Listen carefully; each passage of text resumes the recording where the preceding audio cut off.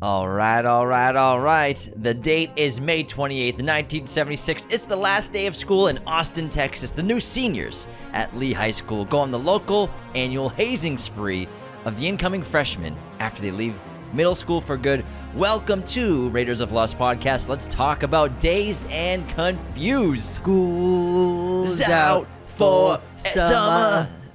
Richard Linklater, he's always been such a maverick filmmaker in American cinema, and this is an example of it. I mean, Slacker, his first film, was just made on a shoestring budget his own way, and it was moderately successful, and then he was able to make a studio film with this one, and he's still stuck to that. He makes movies his way. He's never done it the way that the studio system wants him to do it. He's improvisational. He's loose.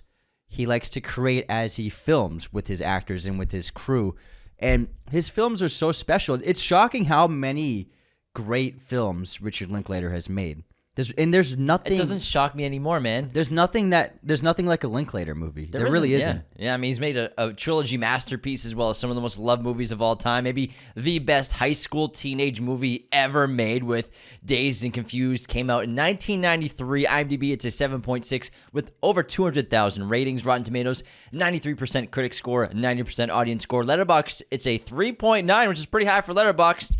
Budget of $6.9 million. It only grossed $8 million at the box office. However, the DVD VHS sales were absurd for this film. It's grossed over $30 million just on DVD sales. I couldn't find any numbers for VHS or merchandise, but it's got to be through the roof, as well as online SVOD rentals are probably absurd because it's such a popular movie. When we were in high school, like, this was the last day of school movie. I remember watching it in class one day because it just spanned generations, and it just is that movie. It's so iconic to teen culture, to high school, last day of school, a celebration, but then this story of this local high school and these local kids, in addition to the annual hazing, as the day progresses into night. It's about these teens just driving around, trying to find a good time, trying to figure out where the party's gonna be. It gets busted at that guy's house, so then they have to figure out where are we gonna meet up, where's the beer run gonna end, and then they have the party at the Moon Tower at the end of the film. This is a time, and it's set in the 70s. It's funny because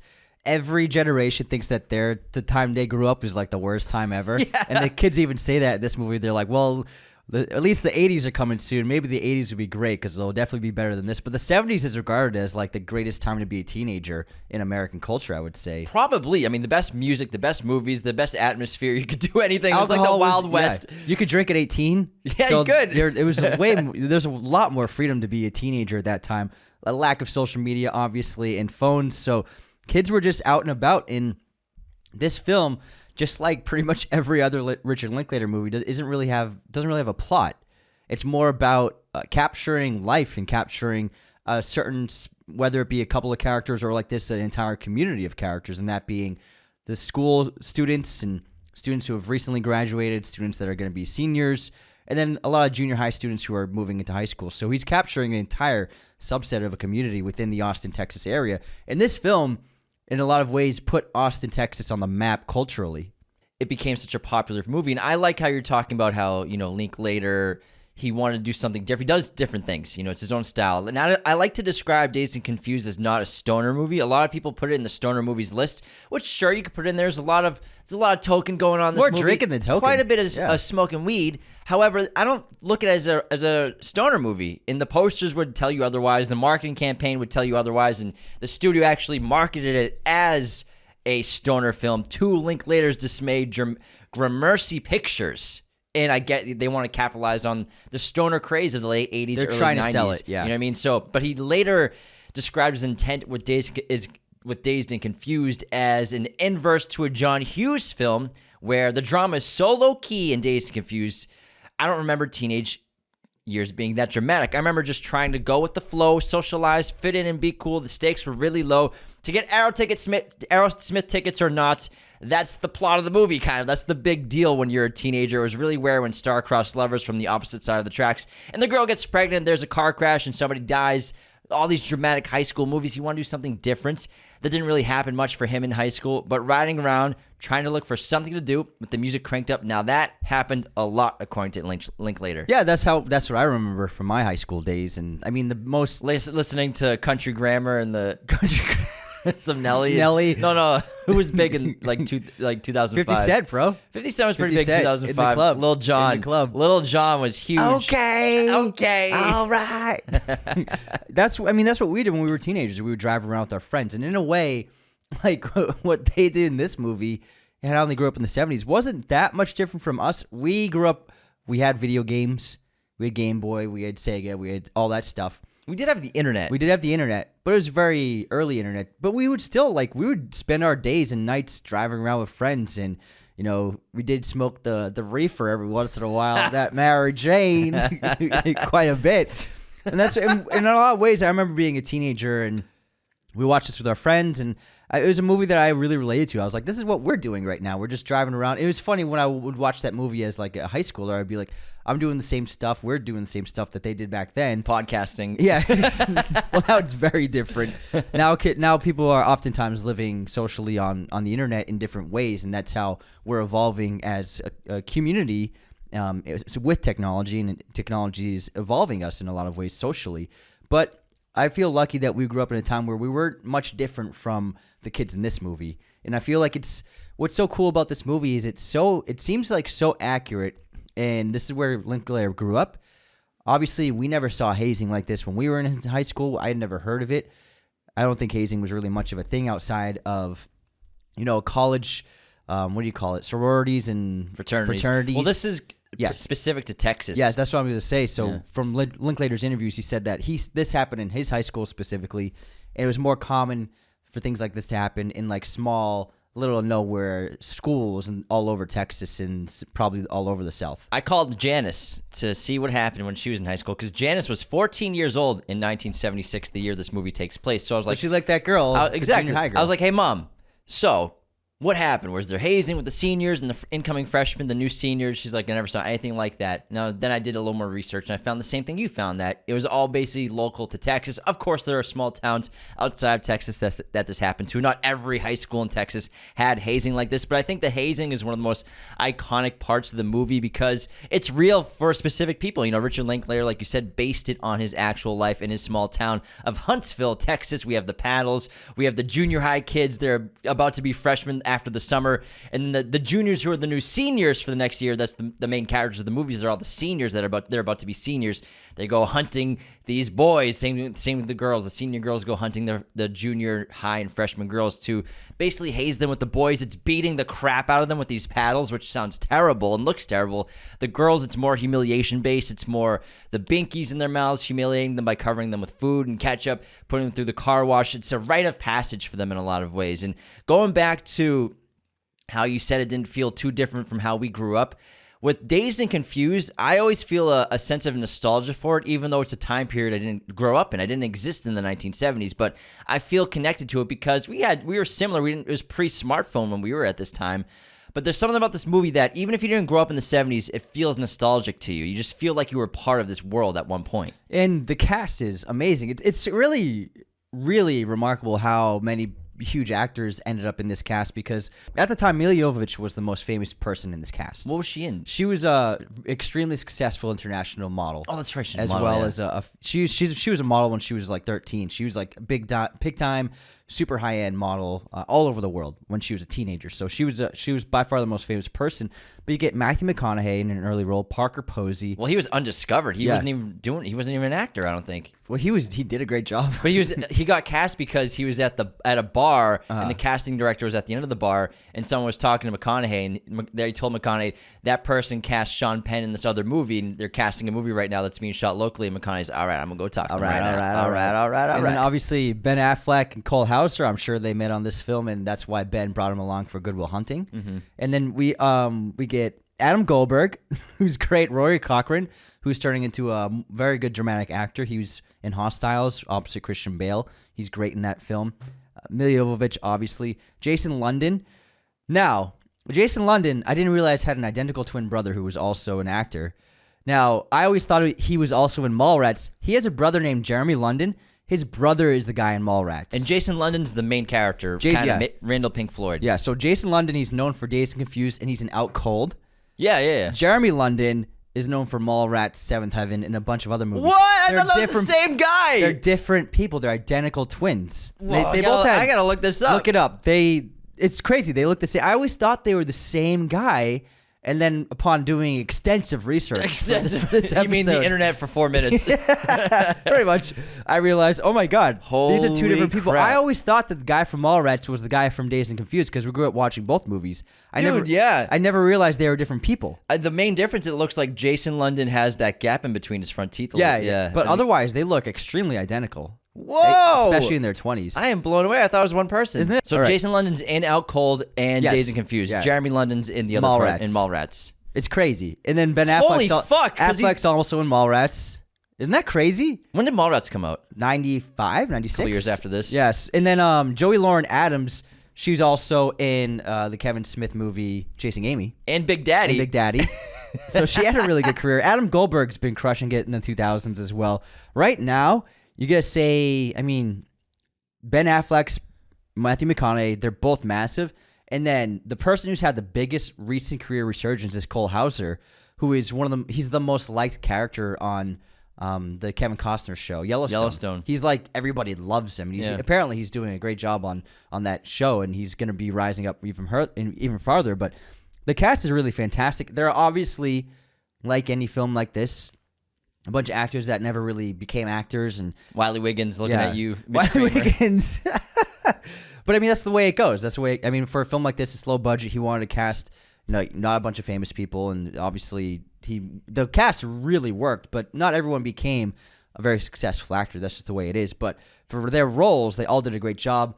I think obviously the biggest surprise has got to be Matthew McConaughey just coming out of nowhere and being, in a way, even though he's a small supporting character, the most synonymous actor associated with this film. Absolutely, because Jason London's good in the movie, but you don't really remember him like as the face of the movie. Same You can't even remember his name. Wiley Wiggins, even though he's the middle school kid, like the lead middle school kid, Mitch, the younger brother of the senior girl.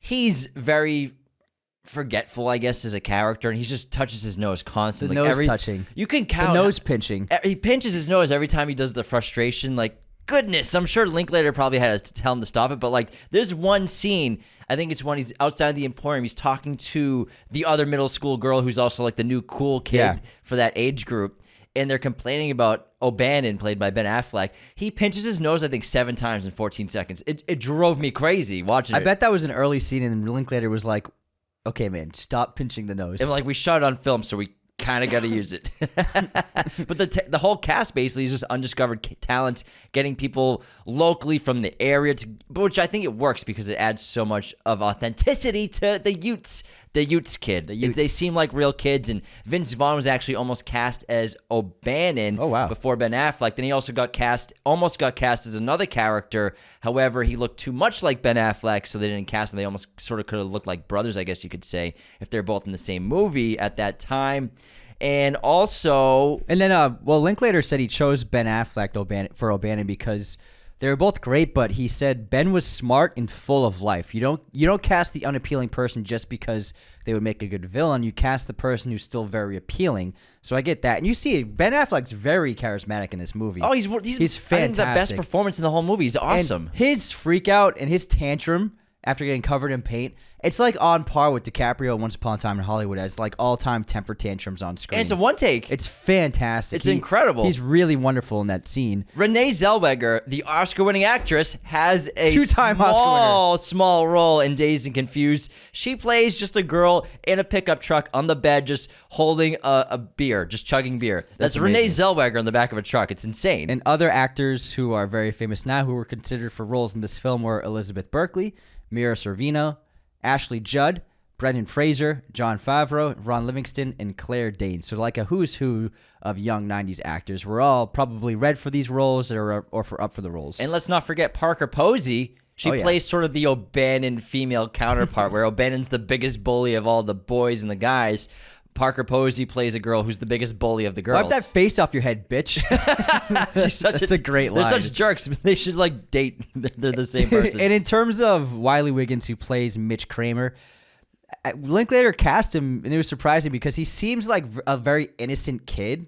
But Linklater said he cast him because He described Wiley Wiggins as a 15-year-old kid who had all the bad habits of a graduate student by smoking cigarettes and hanging out at coffee shops all the time. So he was like that in real life, and that's one of the reasons why he cast him, because he already had a mature behavior. I always thought he was like, in person, must have seemed like very innocent and out of place. I think he works fine for the role. Yeah. He's obviously not the best performance in the movie. It's just the nose pinch, man. I can't take the nose pinching. Aside from that, he's totally fine. Yeah, it's the nose pitching. Is this naive young kid who's about to be the coolest kid in high school? Because you look at him and Pink, Randall are sort of probably the same. They're synonymous. That's what probably Randall is exactly like. And you get to see the beginnings of a cool kid being formed in high school with Mitch, really. Well, that's what happens. You see with both the guys and the girls is it's like the older generation helps in a way bringing up the younger generation by putting them through the ritualistic hazing that they went through. But then also being, hey, there's a party. Want to come hang out with us? So kind of showing them the ropes in a way. And you can see that Mitch and the girl, I think Cynthia is the other junior. They're going to be like the cool kids of the high school when they get older. Exactly. But you good over there? Look at this guy. Great. He's had a scratchy throat all week. So It's more than a scratchy throat. We'll let it go. You good? Good. And Matthew McConaughey, obviously, as Wooderson, it's the most iconic role in this movie. The lines are still said to this day. People quote this movie still. All right, all right, all right. You just got to keep living. Livin. It's incredible. I can't believe this guy got picked out of thin air, really, and just became the biggest star out of this whole entire cast. Probably between him and Ben Affleck, they're up in the air in terms of being an A-list actor. Who would you say is like the biggest star between them two? Biggest star, I would say, it's got to be, right now. Ben was just Batman. It's going to be Matthew, though. You think? Yeah, I think because he also has the acclaim and immense respect as an actor. Yep. Well, Ben's respected as well. I would say biggest star. I think it's a tie. It's tough. They both got an Oscar. Yeah. Well, Ben's got 2 for Argo. It's hard to pick. It's really hard to decide. However, Matthew McConaughey's role as Wooderson was supposed to be much smaller than it was, and Linklater actually had him do more than they initially planned. This is because the actor who played Kevin, the guy who was throwing the party, Kevin Pickford. So that actor, Sean Andrews, didn't get along with the rest of the cast. So when they made this film, Linklater in the production company put all the actors up at a hotel. So the actors all lived together at this huge hotel in town. And that's where they spent like a month. When they were filming, they would spend nights and weekends there, obviously. And Affleck said it very much mirrored the behavior of the movie, of like, we're all just hanging out, we're all getting high, we're all just drinking, partying on the weekends. So it actually very much mirrored what was happening in the story of the film. However, the actor who played Kevin, Sean Andrews, didn't get along with anyone. He even got in a fight with one of the other actors. And Linklater said that he felt that he wasn't vibing with any of the other actors, and all the other actors were like kind of put off by this guy. His role was supposed to be one of the leads, and then they cut down his role because of the lack of chemistry with anyone, and they beefed up McConaughey's role because he was so memorable on screen. It's sort of like a Thin Red Line situation, or where Adrian Brody gets cut from basically the whole movie. It's now we have a John Caviezel as the star of that film afterwards. Jim Caviezel. The legacy of Dazed and Confused is one of the most memorable. This movie's 30 years old. We're still talking about it, still enjoying it. It still holds up. It has all the humor aged incredibly well. Most of it actually has. Of course, there's some stuff there that's just, you need some context because it's the 1970s. There's a different world. It was 50 years ago, so you kind of have to understand that. Obviously, there's the odd dating situations where someone that's a senior and a freshman, that kind of stuff, but that always happens in high schools anyways. But I look at it as like it's a 16-year-old dating a 14-year-old. They're something both like kids. That. 17. Yeah. Anyways. If you're a junior becoming a senior, you could be 16. That's always part of high school. Yeah. It's one of those things that's like kind of weird. It's kind of weird, but also at the same time, it's accepted in the context in a lot of different ways.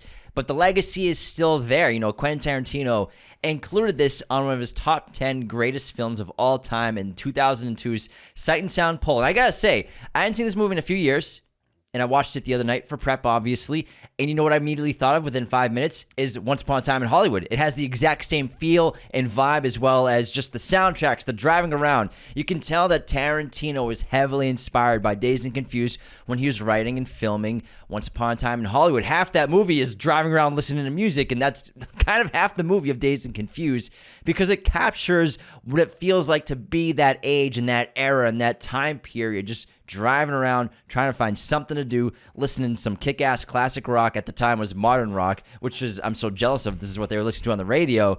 It just feels so memorable to what we were doing when we were teenagers. That's why everyone feels nostalgia to this film. When I watch this film, I think of American Graffiti. Okay, yeah. George Lucas's film is like this is very reminiscent of it, of the kids driving around. It's the 60s or the 50s, having fun, meeting girls, talking to girls from their car, trying to pick them up, going to get burgers at the what do you call it, the roller skating, the waitresses on roller skates, that kind of place. Oh, the burgers? Yeah, there's that kind of joint in this one too. So I absolutely see American Graffiti in this film. I have some fun Dazed and Confused Letterboxd reviews. I would love to hear them. Now, Ed gave it 5 stars and wrote, "Is it normal to feel nostalgic about a time and place I didn't even exist in?" Which you just said. That's pretty funny. Yeah. I feel the same way. Katie... But I was feeding off you, man. You kind of said it first, but I just phrased it differently. Katie said, with 2 stars, "That's not Ben Affleck acting. He's just like that." Damn.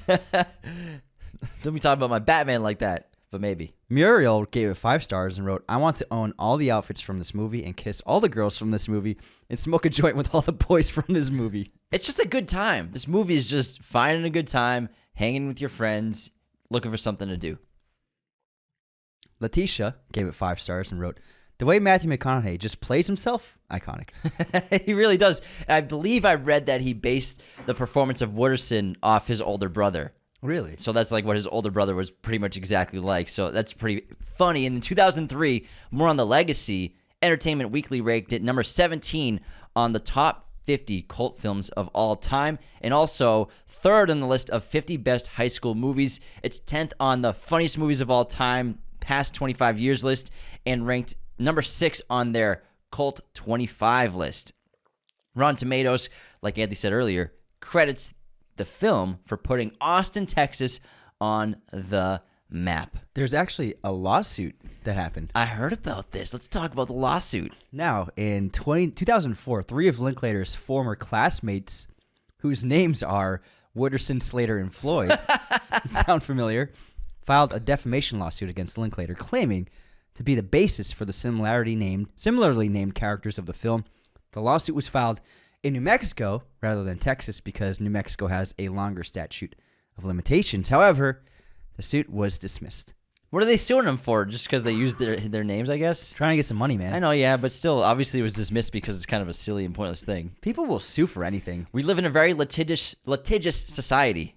Litigious? Vocab word of the day. What's litigious mean? You're susceptible to take people to court or put law in situations. Yeah, basically. people will sue over anything. Yeah, you're likely to sue people. We're in a very litigious society. Extremely. You can use that anytime you want, Anthony. Go for it. And actually, this film was supposed to be a little bit darker than it is.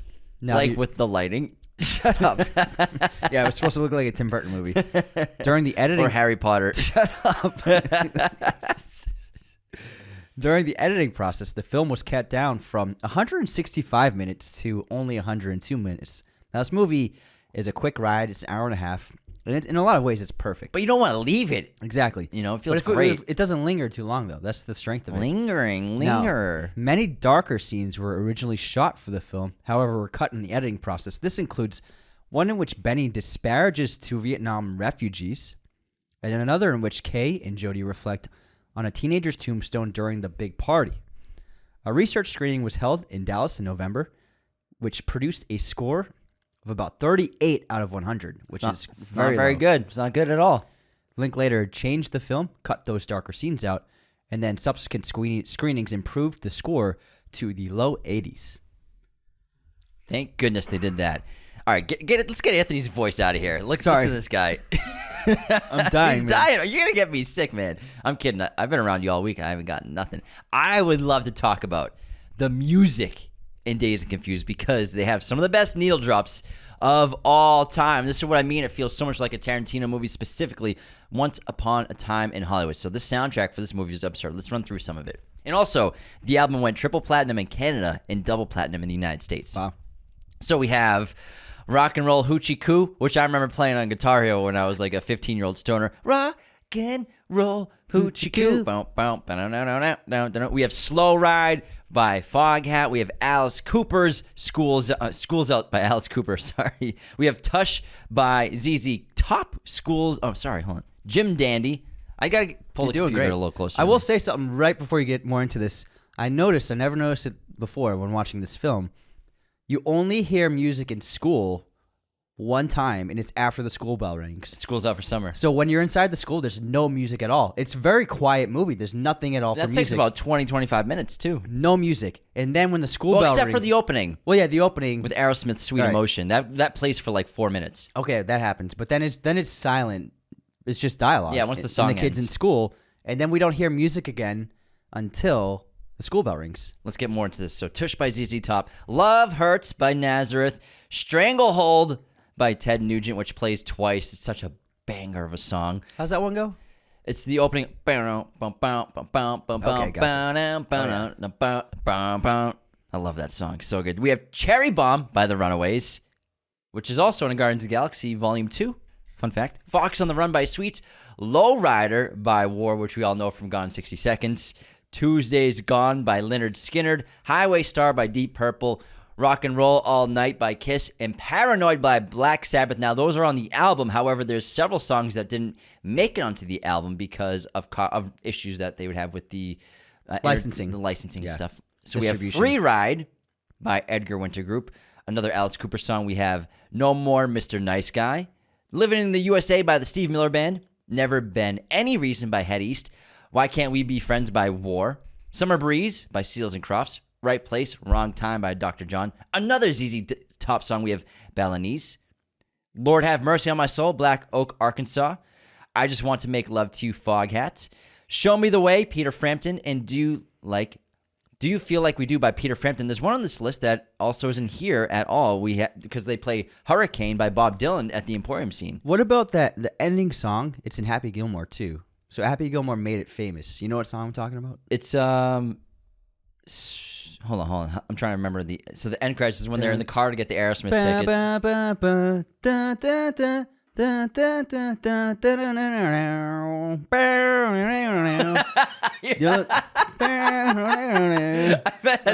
hope I'm not the only one listening to Anthony.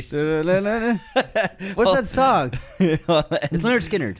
Is it Lynyrd Skynyrd? Hold on, let me end credits to Dazed and Confused. Let's look this up right now on my computer. Days Are Gone. Something. We have Final Scene, Final Credits. Slow Ride. Yeah, it's Slow Ride. That's Slow Ride? Yeah. Oh, yeah. Boom, boom, boom. Yeah, Slow Ride is the end credits song. It's played twice as well then.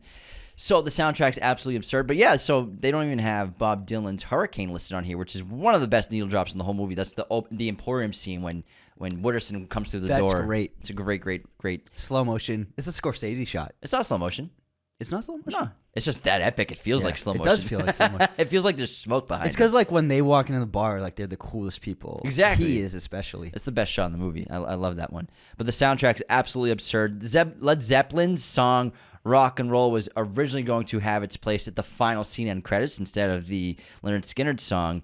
However, Jimmy Page approved of that, but Robert Plant did not approve of it. So the Led Zeppelin band did not get a song in Dazed and Confused because Robert Plant just salty couldn't let it happen. Why not? It would have been a sick ending. Yeah, but I think to open the movie with Aerosmith's Sweet Emotion is just incredible. It's just the perfect song to get you ready for the experience you're about to have, as well as the final day of high school is always exciting. The final day of school is always exciting no matter what grade you're in.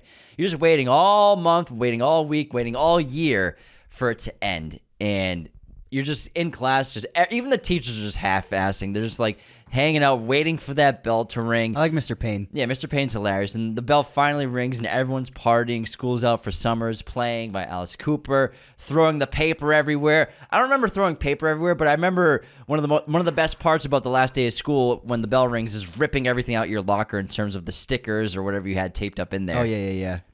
But it's not the case for the junior boys who are running for their lives.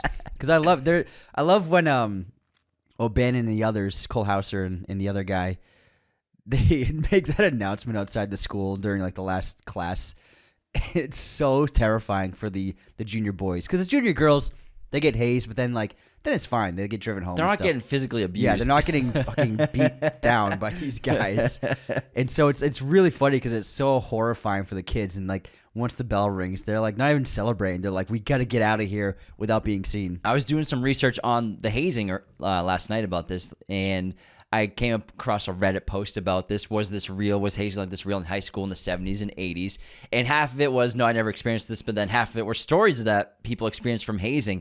And someone said that they grew up in the 70s in Texas, and that something like that completely happened where the seniors pulled up outside of of their middle school on the last day of school and were taunting them about, oh my God, having to leave, and just you better run and hide somewhere because we're going to get you, as well as guns getting pulled on hazers of the new seniors by parents that were trying to protect their kids happened. I love in school how the teachers are also just it's the last day. I'm just trying to get through the day. I don't even care. At the woodshop class, one of the kids is making a paddle to start beating the other kids with. Cole Hauser is, yeah. And then the stoners are making a bong, a wood bong. He's like, hey, man, no, you see you got air coming in there right now. It's no good. It's no good. Got to get some gum in there or something.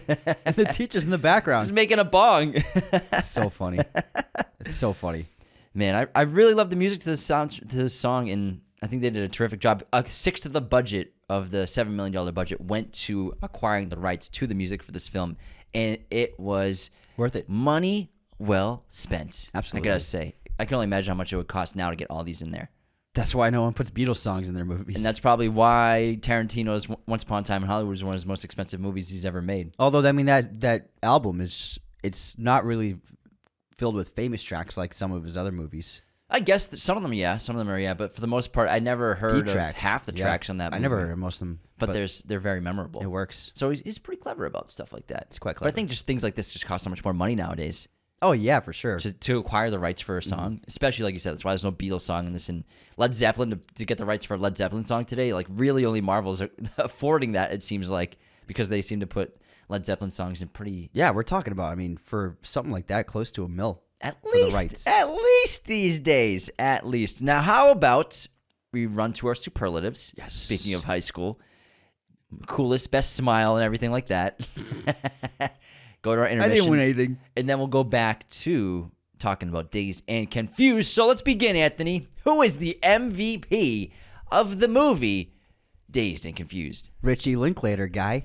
Same. Putting this whole thing together and just having the vision and the wherewithal to still stick to his guns even under studio pressure, which he was under a lot of studio pressure to do certain things, and they wanted sex in the film, but he kept sex out of it. They were constantly just on top of him, and he stuck to his guns and really made a special film that will always be like a landmark in this genre. Absolutely, man. Like you said, no one makes movies like Richard Linklater. He's an auteur. He's a visionary. And I like how he didn't put sex in this movie at all. There's obviously making out and stuff like that, but for the studios that were demanding a sex scene or more relationships stuff going on, he shot some things here and there. He didn't shoot a sex scene. He shot a topless scene of somebody flashing other characters, but he cut that because it just doesn't work. You don't need it. And he was right. Obviously, it didn't have a huge box office, but the rentals and VHS and DVD sales and SVOD don't lie. This is one of the most loved movies, one of the most loved American movies of all time. It has to be. Yeah, especially of the 90s.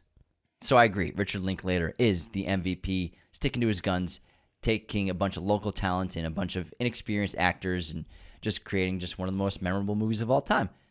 Next up, what's the best scene in Dazed and Confused, Anthony? I would say it's when school ends and it's the seniors are searching for the juniors, specifically the senior boys searching for the junior boys because the girls all give in. So you mean junior high boys? Junior high boys, because it sounds like junior high boys. Because with the girls, they go because they know they're not going to be physically hurt. Whereas for the boys, it's like you're just trying to avoid getting your ass beat, literally. And so it's the moment of highest conflict for the film, obviously, and it's just really funny because all the other students are celebrating. And it's great. They're done with school, but then the junior high boys are like, fuck, let's get out of here before we get destroyed. And they wait for Mitch after baseball because Mitch's older sister, she's going to be one of these new seniors, and she tells the senior boys, take it easy on my brother, all right? Just don't go too hard on him. I know you're going to get him. I'm not telling you not to. Just take it easy on him. And, of course, O'Bannon and the others say, oh, we're going to get this kid even worse. And he becomes the main target. He's the one that they're talking to outside the classroom. Mitch Kramer. Mitchy, you better run. Kossler's great in this. I love the shot at the end of the party where he tries to stand up, but he's so drunk. Then he sits back down. He puts his hat on. He's like, okay, I'm just chilling here then. I love the pickup truck with the fold-down chairs and the cooler in the back, too, in the bed. It's great. It's amazing. It's illegal, but like you shouldn't drink and Imagine, drive. I mean, the 17-year-olds doing that. Imagine that. That's just what the 70s were like, man. It was the Wild West of doing whatever you wanted. It's crazy. Moving on next to, my favorite scene. I think the best scene in this movie is the introduction at the Emporium. Oh, nice. This is where they go after the party gets busted, obviously with the kegs getting delivered too early at Pickford's house. So they're all just, let's go to the Emporium. We'll figure out what to do when we're there. And we're introduced to Wooderson and McConaughey outside the Emporium. And then we have that great shot of, with Bob Dylan's Hurricane playing, him busting through the doors with the dudes behind him, and Wooderson's the man. Even though he's like a couple of years out of high school, he's the king. He is like the king of this town, and you feel that presence. You feel his aura and his energy as he walks through the scene. And like Andy said, he thought that shot was in slow-mo. It's not. It's in 24 frames per second. It's in real time. It just looks so good. It feels so good. It's so cool with the music. And then the Emporium is just awesome because we get to see just teens and life just hanging out, having fun, drinking beers, playing pool, socializing. It's just the hippest place you can be in the town for sure. Want to play some foosball? All right. And then O'Bannon's being a dick playing pool. You are the worst pool player of all time, and I'm going to show you right now. Maybe if you watch something, you might learn something. Nobody likes O'Bannon. Nobody. Yeah. Moving on to the best shot from Dazed and Confused, Anthony. What do you got? Best shot. Oh, shit, I didn't do a best shot. Oh, of course he did. Do yours and I'll think about mine. So my best shot is Wooderson walking into the Emporium. Not to sound like a broken record, but it's epic. It feels amazing when you watch that sequence, and I love that shot, man. He's a fucking king. I would say I love it's two shots really. It's the two shot of the slow-mo of Mitch throwing the final strikeout, and then it cuts to the seniors just waiting for him in slow motion. So I'd say the seniors in slow motion, it's like Doom basically. Best actor, who you got? I would say Ben Affleck's the best actor in this film. I agree. He's really good in this. Ben Affleck's great in it. He's awesome. He sells every goddamn line, but you can see he's just a cut above the rest. Not that Ben's known for terrific. He's not an Oscar-winning actor. He's very good. Yeah. But he's just top of the movie, I think, in terms of skill. And then obviously McConaughey's most memorable in this film, but in terms of like acting, it's Ben does a lot in this film. Especially, it always surprises me when I watch the movie. I'm like, he's really good in this. Especially the scene where he chases Mitch and his buddy down Carl to Carl's house, and his mother comes out with the shotgun. Ben is really great in that scene. In the freakouts, obviously, he's despicable, but he's got to be because that's the character. So I think he nails this movie. He's just very hateable. He's easy to hate. He is. What's the best line from Dazed and Confused? You just gotta keep on living, man. Livin. Livin. Which McConaughey said he took from something his dad used to say to him. I would love to see the McConaughey like household. A fly on that house. His father unfortunately passed away during production of this movie. Yeah, so he filmed a couple of scenes and he went to his father's funeral, and then the next scene he actually filmed after burying his father was the Emporium scene. That was the next thing he filmed, was standing against the wall. Wow. Fucking way to control your emotions, man. Yeah. I mean, there's a reason why. And like someone like that, you can tell what makes someone like him different from, he's the best actor of this in this film overall. Yeah, He's become the greatest actor of this cast. It's not even close in my opinion. But you can see it in the work ethic, and I saw an interview where he was the first scene. Oh, I actually have it right here. Let's get it, man. So, the top-notch scene in which Wooderson invites the nerd characters to the keg party. So when he invites them to the party, talking to the redhead. Red is my favorite color. Yeah, that's the first scene McConaughey filmed. And McConaughey recalls saying, right before they filmed that, he asked Linklater to give him 30 minutes because I need to take a walk and go through Who Am I? And he remembered a live recording of Jim Morrison repeating all right 4 times. McConaughey considered that Wooderson cares about 4 things: his car, getting high, rock and roll, and girls. Right around this time, I hear action, says McConaughey, and in my mind, I go, well, he's got 3 out of 4 of those things, and here's that 4th I'm pulling up to get that right now. McConaughey used that line of thought to craft the line, all right, on the spot, which later became a catchphrase for both him and his character. And you can just see he's on this set, and I'm sure all the other actors did a good job and did work in preparation, but he's mentally he's just playing this stoner, this guy, but he's putting so much thought into what his behavior is. And that's, I think, something that separates a great actor from maybe not very good actors is really trying to hone in on the behavior of this individual that I'm portraying. You can see it in this role. You wouldn't think it. Looks like they're just having fun. And I'm sure many of the actors were just having fun, but he was taking it so seriously. And like you said earlier, Wooderson wasn't supposed to be as big of a character as he is in this movie because McConaughey is so good, everyone's feeding off his energy, off his chemistry. He gets more into the film rather than Pickford. I'm sure he was a leader on the set in a way Probably. with the actors.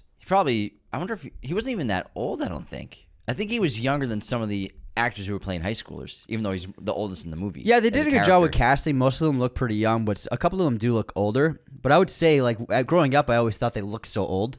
Yeah. And now I think they look so young. But when you're a freshman, seniors look old as hell anyways. As a freshman, seniors look they're old people. Middle-aged, adults. And they have 7 kids. Yeah, very intense. But then when you're an adult, you're they still look like babies. Seniors do. All right, my best line from Dazed and Confused is Mr. Payne in the middle school class as they're waiting for the bell to ring, but also when O'Bannon and the others come and they speak on their speakerphone to say that if you run, you're gonna get it worse. But if you come out right now, we'll give you 1 lick each, and that'll be it, or something like that.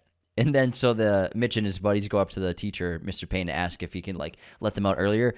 And then Mr. Payne smiles at them and goes, "It's like our sergeant told us before one trip into the jungle. Men, 50 of you are leaving on this mission. 25 of you ain't coming back."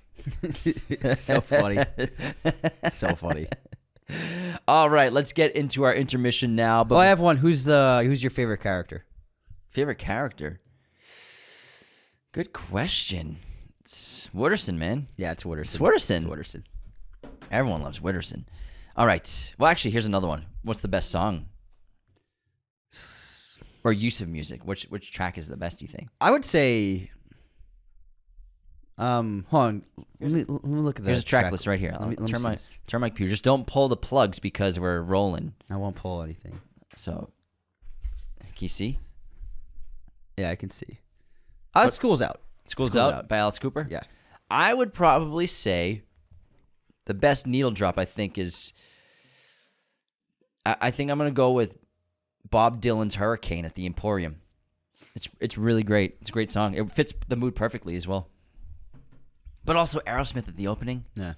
It's such a good drops. Oh man, it's goddamn hard. It's an underrated soundtrack. It is. I was listening to it at the gym yesterday, man. It's freaking awesome. It's because Linklater doesn't use soundtracks in many of his other movies, so I think this kind of just gets forgotten in a way. Yeah, I guess he's not the known before movies, 2 of them have soundtracks, right? One of them doesn't. I don't think. I think the second one doesn't. I mean, they'll have soundtracks, but it's not very famous songs. No, yeah. But in terms of originally composed music for movies, yeah. I think 2 of the before movies have it. Before Midnight definitely has. Yeah, Before score. Midnight has the most of an original score. Yeah, the first one might be the one that doesn't actually. I don't think the first one has. I don't think the second one has a score. I have to double check. Yeah, it might be the first one. If only we had the internet. But let's move on to our intermission, and before we continue, the best way to support Raiders of the Lost podcast, obviously, is to become a patron at patreon.com/Raiders of the Lost podcast, because you get awesome perks like a weekly bonus episode that every patron has access to, as well as the weekly chat, which is exclusively on Patreon. Tons and tons of perks like free merch, private watch parties, custom episodes. It's the best way to support our show. It helps us pay the rent and pay the bills because we couldn't do it without it. So thank you to everyone who is a patron and supports us financially. You are the best. You can sign up today at patreon.com/Raiders of the Lost podcast, or just use the link in the description of this episode. It'll be a clickable link. It's very easy to do, and anyone can sign up. If you don't have a credit card or something, just steal it from your mom's pocketbook. Moving on to another great way to support our show. I'm just kidding. I don't, want you to steal, but it might. Maybe ask her for Christmas or something. Don't steal. Someone's getting Godfather tier for Christmas, though. They asked Santa, they said. Aw, what a great present. Santa will oblige, hopefully. You can also support... Oblige. Did I say oblige? You said oblige. Oblige.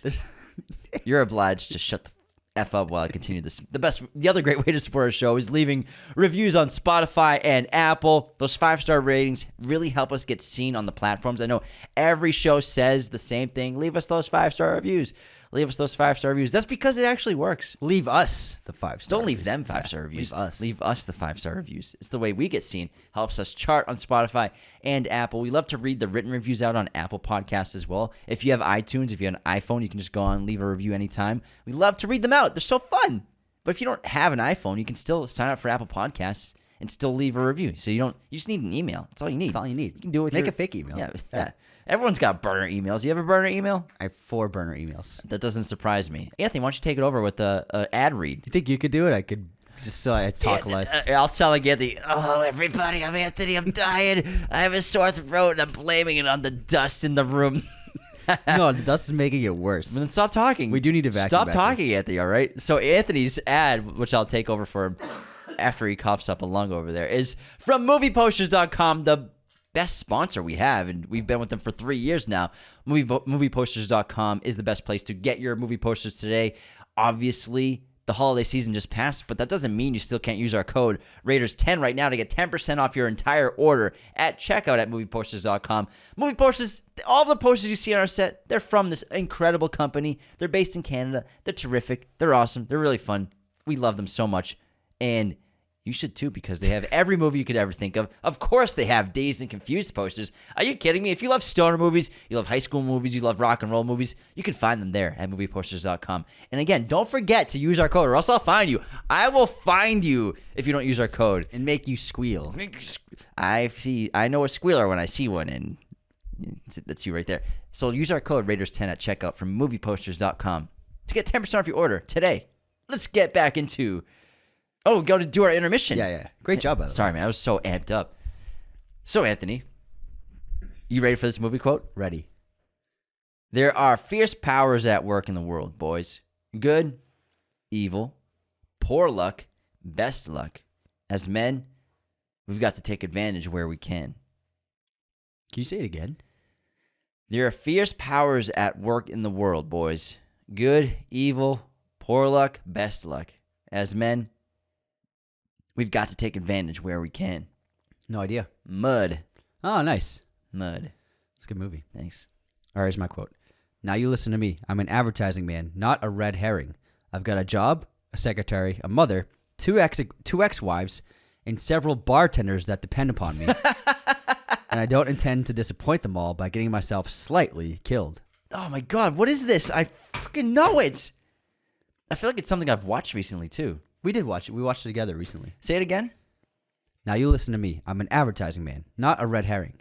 I've got a job, a secretary, a mother, two ex-wives, and several bartenders that depend upon me. And I don't intend to disappoint them all by getting myself slightly killed. I can't think of it, man. Such a good line. What is it? North by Northwest. God damn it! Which is hilarious. It's God damn it. Such a funny movie. It really is. We saw it at the New Bev, and it's laugh out loud funny from start to finish. That's such a good line. Yeah. It's great. Okay, guess this movie release year, Anthony. Ed TV. Woody and Matthew. I'm gonna go with it was after Truman Show, but not long after. So I'm gonna go with 2001. Too long. 1999. Oh damn. 1999. I'll never forget. It was between two firms, and McConaughey was on, and Zach Galifianakis asked McConaughey, "What was the weed budget for True Detective?" And he died. He cried. He totally lost character. He dropped character. He just like another one. He asked McConaughey in the Between Two Ferns is, "You're wearing a shirt. Is everything okay?"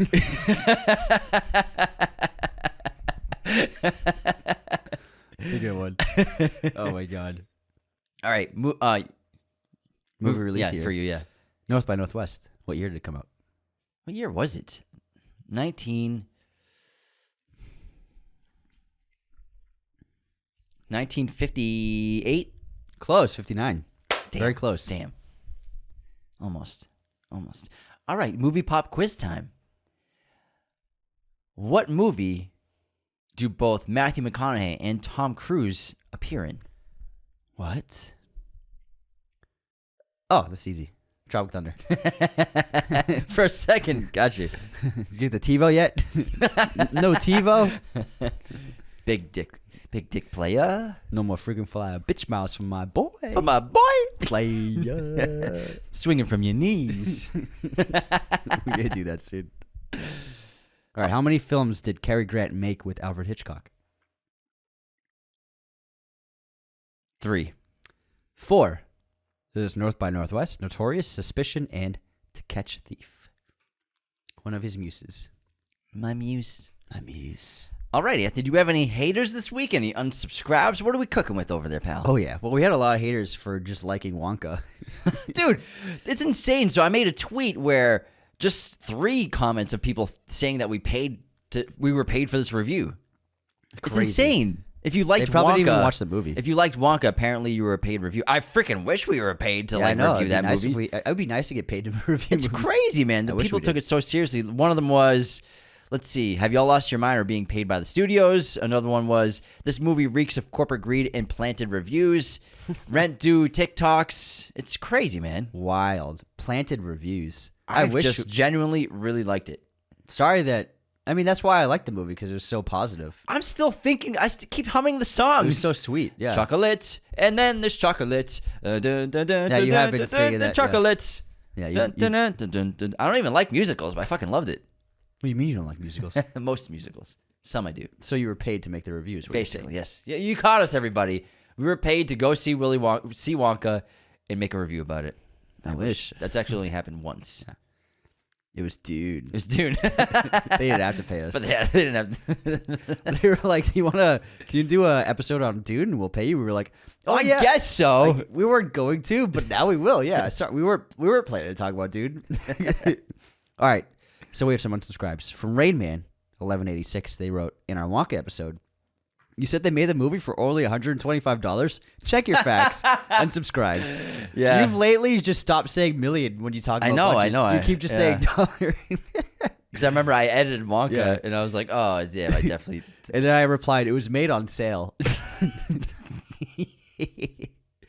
And then I posted my top 10 films of 2023 on Letterboxd on Twitter.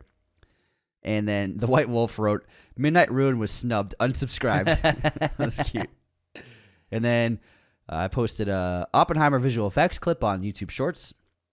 And the Red Guard wrote, unsubscribed. I'm not sure why, but just unsubscribed. And then Stormload wrote, y'all said Dream Scenario's director was English when he is Norwegian. Hashtag unsubscribed. And you wrote, haha, blame Anthony. And then you wrote, I will remember this. Did I say he was English? Yeah. I don't even remember saying that. I must have, though. It's on the tape. And then Gina wrote on our movie news episode, both Quiet Place movies are rated PG-13 and they suck. Unsubscribed. I think I said they were rated R, or one of us did. I think so, yeah. That was funny. You know who the hottest one was? Gina. China. Fucking out of nowhere, 4-year-old virgin. Well, her name's Gina. Yeah, I guess. Yeah, so Gina. No, this one's Jeana. Okay. Close enough. What's your streaming recommendation, Anthony? Charade on Prime, which is another Cary Grant film, not directed by Alfred Hitchcock, but co-starring Audrey Hepburn. It's really fun. I selected Juno, which is on Hulu. Another great high school movie. And the Great Cat, too. And a great cat. And, you know, high school movies are so good and memorable when they're done well. And the characters are what make Dazed and Confused so special. Even going down to characters like their joke. Wow, what a segue.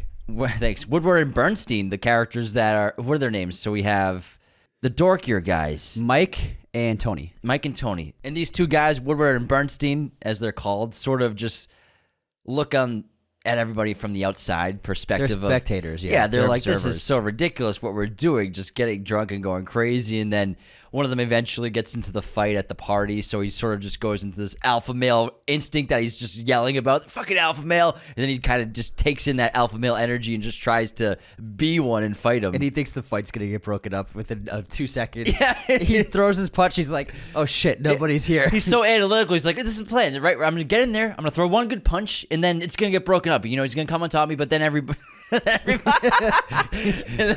what he wants. Yeah. Then everyone's gonna break up the fight. That's what's gonna happen."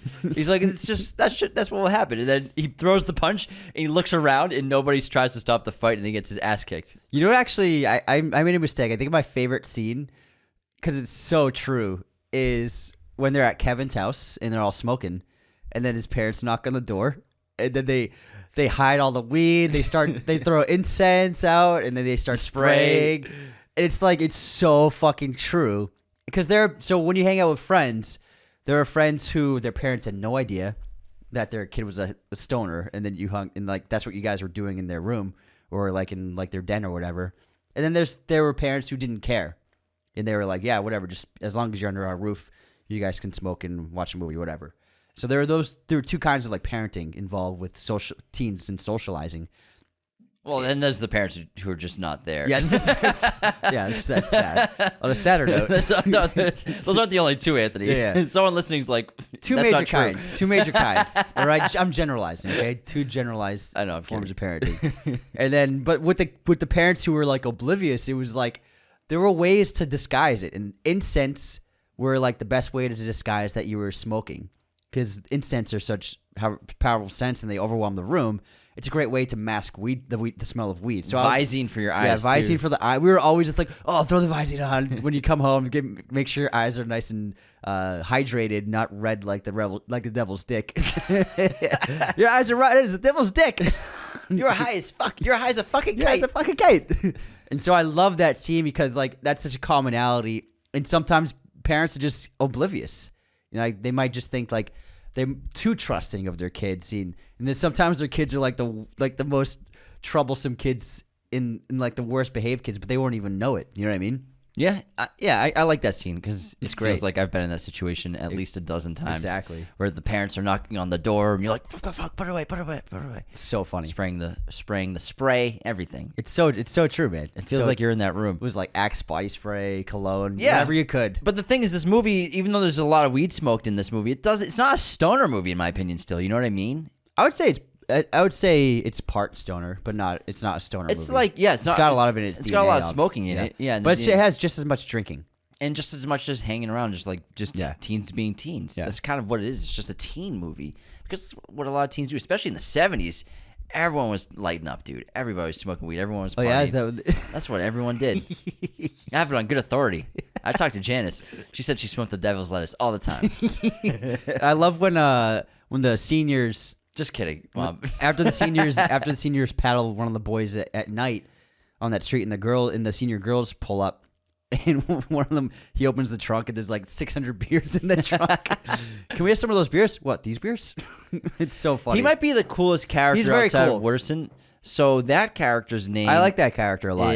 Hold on, it's Don Dawson. Yeah, he's also on the football team, played by Sasha Jensen. What else has this guy been in? He looks so familiar. I think it's just from this, really. But he's really memorable. He seems like one of the coolest guys at school. He's in one of the Halloween movies, Halloween 4, Buffy the Vampire Slayer as well, Grind. He's very good in the film. Yeah, because he's like that. He's like the wild card. Wild card, one of the cool guys. High but energy. Also, high energy, but also like the guy who gets all the girls, and he knows how to talk to girls, and he's like clearly like the most charming amongst women for the guys. I like how he's giving Mitch advice, because Mitch has been talking to that sophomore girl. He's like, "What's up with this older girl?" He's like, "Here's what you do. You know, if she asks if you need a ride, say like, 'No, I'm good, but maybe I'll see you later.' Sounds dumb, but it works. Trust me, it works." But he does a great job, because like there's that guy in your school, in your class. There's that guy who's just like so effortless talking to women. Well, and just that guy, like all the characters in this movie, there's that guy, there's that girl. We all remember from our high school class. You can identify someone that you went to school with that's in this movie. That's what's really great about the characters, whether it's O'Bannon, whether it's Dawn, whether it's even also Randall, Pink Floyd. Randall's the quarterback of the football team. He's the star QB. he's also a party man. He's a popular guy. He likes to rage. He likes to get high. He likes to he's very anti-authority as well. Everyone likes him. Yeah, he's just a cool guy. Everyone likes him. And he might be the coolest kid in school, you could argue. I would say, yeah, definitely. And the thing with Randall is this is one of the main storylines in the film, even though they're not a ton. It's not that serious, but there's a handful of legit story arcs that progresses through the night and through the day. And one of them is Randall, who the coach of the football team wants all the technically juniors who are about to be seniors to sign this basically piece of paper saying that they won't party, they won't smoke weed, they won't drink alcohol. They're just going to commit to the football team as their main priority during the summer, during the off season, going into training camp in the fall next year. And it's Texas. People take football very seriously down there, and you can understand that from the coach's perspective, but also at the same time, Randall doesn't want to do any of that, and he's just delaying and putting it off as long as possible. And even though he tries to get rid of this pledge multiple times, it sort of just keeps coming back and back to him until the final time he sees the pledge is when at the football field at the 50-yard line at the end of the film after the Moon Tower party, Randall has Wooderson go to his car to get some joints or to get some rolling papers, I think. Yeah, papers. And then inside the glove box, he finds the pledge that he makes fun of Randall for. Then Randall takes that pledge a couple hours later when the cops come, then the coach comes. He takes the pledge and he tosses it at the coach like, I might play ball, coach, but I will never sign that. He wants to play on his own terms. He doesn't want to have to make this pledge. He's anti-authority. Very much so. Yeah, he's a rebellious spirit. And I love when the cops show up and Wooderson is the last one to go through the fence, and he clearly went to high school with the cops. He's like, you still mad that you're a cop and I got all this? You're living your glory days on the football field, Wooderson. It's so funny. But the characters, you've known them all, especially O'Bannon. There was always that one guy who just took everything too far. He's a bully to everybody, and even though he's sort of part of the cool kids because of his authority and his hierarchy, I guess and you he's could say part socially. Of the team. Yeah, on the team as well. He's part of the cool kids, but the cool kids don't even like the guy, but he's just there because he's part of it, Yeah, so O'Bannon's like that, and also he's a second-year senior because he's dropping out basically. He's flunking out, so he's going to be a senior again. Pink said he's basically a joke when Mitch asks him about him. He's like, yeah, he's a joke, even though we hang out with him. He's on the team. He's part of the cool group, but he's amongst all of us. He's a joke. He seems to almost half the time always be by himself, especially after he gets the shotgun pulled on him. He comes out to the other guys later on, and he's just by himself, and he goes to them in the pickup truck. He's like, "You guys here? I got a shotgun pulled on me." No one cares, but this is the first time they're hearing about it. O'Bannon's acting like it's spreading around town, and he's the one spreading the news. He's gonna have a really bad start to the senior year to know that, because everybody knows that a bunch of freshmen dumped paint on him and got away with it. Yeah, Ben Affleck actually broke his ankle in this movie. So the paint scene after the kids get him back. Oh my God, I saw him roll it. Yeah, so they dump the paint on his head outside the Emporium, and then he's freaking out at everybody. He has his paddle. He's just yelling at everybody, pushing everyone around, and he's heading to his car. Before he opens his car door, he takes his paddle and breaks it on the ground and slams on the ground. On one of those slaps to the ground, his ankle rolls horribly. Yeah. He broke his ankle, but Ben doesn't break character. He limps a couple times, gets in his car, and drives off. It's a one take. It's an awesome 40, 50-second shot. He doesn't break character and drives off, but he broke his ankle right there. I saw that last night, and I saw the ankle fucking roll over. It was when he did a turn after throwing the paddle. Yeah. He twisted his body, and must have been the paint on the bottom of his shoe just completely slipped, and all of his weight went onto his right foot. Oh my God. And the ankle just went perpendicular. I was like, oh, it's shit. a right angle. I didn't think of anything of it, but I did notice the ankle roll in that shot. It looked like it hurt. Look, yeah, he fucking Kudos to him too. He's a big guy, so there's a lot of weight weight right there. And that's his right foot, so he had to drive off. He did it, man. Yeah, kudos to him. But one of the things I love about this film is the simplicity of the era. This movie's really just about cars, girls, and rock and roll. Aerosmith tickets, smoking weed, having fun with your friends. But I just love the cars in this movie. That's what it was really like back then, because we didn't have technology like we have now back then. Well, they didn't have it, not me. I didn't grow up back then. But cars were a huge back part. In my day, cars were a huge part of life, and the cars were so much cooler back then than they are now. And there are so many epic cars in this film. And it was just sort of part of your identity was the kind of car you had, and it meant a lot to you, I think, having a car, driving around, even in a small town like this. So I love just the atmosphere and the culture around just having a cool Same thing car. with American Graffiti. Yeah. You know, the entire culture is in a way built around cars and having a car. Now we all just have Corollas and Priuses until I get my Porsche, baby. Still talking about that. I'm gonna get that one day. You should like Photoshop a photo of yourself in it so that you can like manifest it with visualizing it. At my old job, I photoshopped myself inside of a Lambo. In a I remember Lamborghini, that. and people thought it was real. It wasn't even a good Photoshop job. It was a comically bad Didn't one. you post it on social media? Yeah, you posted it on Instagram. Some people are like, oh my god, did you really get a Lamborghini? And it looked bad. I saw it and I was like, it's so fake. That's but it's what I funny. mean. But a lot of people are fooled by it. Yeah. People, they don't really pick up on Photoshop very well. Yeah. Even something as comically bad as the lighting was totally different. My head was huge compared to the car. Yeah. But that's like, I mean, I was always fooled by Photoshop as a kid. Excuse me, one sec. Yeah, get it out, man. But now when I look at like old movie posters, I'm like, that looks so fucking fake. It looks terrible. But like they were even photoshopping in the 2000s, you know? I mean, that was Photoshop came out in the late 90s. So it was being used by professionals it has been being used for almost 30 years now. I've been using it for 10 years, 12 years, something like that, which is crazy. But everyone can connect to this movie, even if you didn't grow up in a time before smartphones, but in terms of just wanting to fit in, wanting to be cool, wanting to be part of the clique, part of the crowd, the it crowd, getting invited to parties and going to hang out at the cool spots around town, whether it's a parking lot or the Emporium or just the right kinds of people to be cool in school. And it's what makes this film so different in the teen genre is that, like you said earlier, with Linklater not wanting to do any of the tropes that you saw in other teen movies, like it's so refreshing to see a teen movie not about prom, Yeah. or to see a teen movie not about like trying to get the girl or trying to get the guy. Or about sports, Or really. sp- yeah, There's sports is subtly, but we're not seeing Yeah. sports played besides baseball for a few. That's why this movie, it really stands on its own in the genre as really the best of the entire bunch, because it doesn't care about a conflict and it doesn't care about plot. It cares about capturing the culture and capturing the community, and it does it. And that's why it's so cool and so different, because it's not some cheesy storyline. Because when you go to high school, like you were saying earlier, it's like that stuff, like the big event, the big driving force of a movie's conflict, that doesn't happen to everybody in high school. It happens to like maybe one or a couple people if they're like the quarterback of the team or whatever.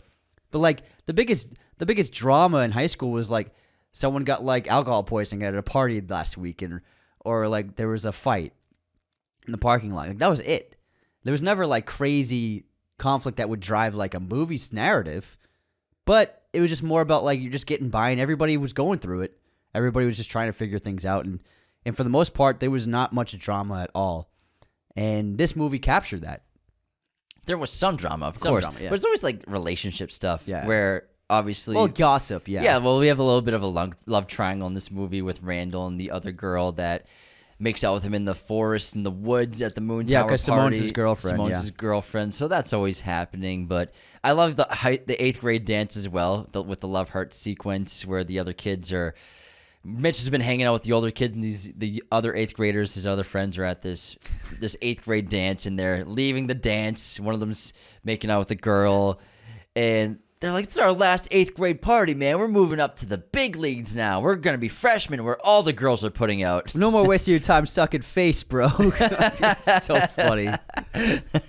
Oh my god, I love how the girls, like, when they leave, she's like, "Oh man, she's by herself now." There's some good wisdom in this movie, though, as well. Specifically, mostly from Wooderson. Yeah. He's got so many great lines. However, I think his best line, in terms of when it comes to just life in general, is talking to Mitch on the football field, basically he's really influential to Mitch. I mean, to Randall. I'm sorry, Randall on the football field. And he says to him, "The older you get, the more rules they try to get you to follow." Which, my goodness, that is true as hell. No one really prepares you for all the rules you'll have to follow as you get older and older, and eventually in college, then out of college, even if you don't go to college, but just the rules that you have to follow on a daily basis. You think when you're a kid that when you're an adult, you're going to have it all figured out and life's going to be easier, but it's just going to get harder and harder in terms of being controlled or being attempted to be controlled. Yeah, and the film does a great job of contrasting insightful moments with great comedy. So another example of that is when they climb up the moon tower and they're looking out at the town, and they're like, "Look at how fucking small this town is. Like, this is the middle of nowhere." And then the stoner guy goes, Imagine how many people out there are fucking. I love Slater, man. I love when they're climbing up that tower and Mitch is with them because Mitch is going to be the coolest kid in school eventually. Oh, yeah, for sure. He'll be the cool senior. And they're climbing up the moon tower ladder and they're all trying to just scare Mitch because he's the freshman. And Slater's telling him the story about how, oh, man, last year they had to shut down because a freshman fell down and hit every bar on the way down with his face, and he only had one beer. How many did you have? 4? Oh, man, you're so dead, bro. Look, there's still dried blood right there. The blood stains. I love when he's like George Washington grew fields of weed. Yeah, I love fields of it. The conspiracy theorists. The stoners are a lot of fun. The conspiracy stuff is hysterical. They're aliens, man. Slater, everyone knew a Slater. Yeah. Everyone knew a Slater, and that's what I love about that character, too, his conspiracy theories. The thing with George Washington, I mean, it's kind of true. He didn't grow weed, he grew hemp. And cannabis, but hemp was used for all sorts of things. Yeah, for rope and for agriculture. It's a great material to grow. But that shut down eventually. But I like the theory that George Washington's wife, was it Martha? Martha Washington. Martha's at home waiting, got a bowl ready for him every time he comes home. Oh my God. We used to die watching this. We've all had situations where you're going to go to a party, but it gets busted. And the party's a bust, so you got to figure something else out Beer to bust. do. The kegs arrived at Pickford's house too early, and then his dad just... You took me to my first keg party. Yeah, probably. And when you're in college. I think so. They're all right. I was like, this is it. It was like a line in the basement of some house. Yeah, that's all it is. What the fuck is this? It's just, yeah, they're overrated. Not like the books. Not like it is in the books, huh, John? Not like the movies. They're way cooler in movies.